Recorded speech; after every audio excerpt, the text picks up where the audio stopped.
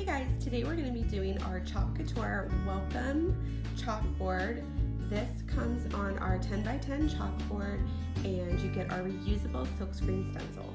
So first we're going to put down our beautiful eucalyptus wreath, and I'm using our new Chalkology sample paste pack. Now I will tell you that I got a little ambitious and I used the entire packet of paste, which is so not needed. You could get by with a third of the packet of the paste. So when you are done with the paste, you're going to scrape off the excess, but my suggestion is to literally use as little as possible and then wrap that up and save it for a later project, because this is a reusable project. So you're going to apply your Chalkology paste, peel off your stencil.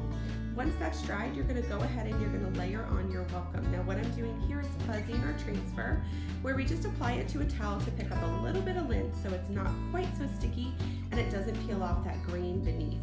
So I'm going to squeeze out, you'll see just a dab of our white Chalkology paste. I'm going to squeegee that through the screen, and then we just peel it right on off, and voila! Beautiful chalkboard, perfect gift.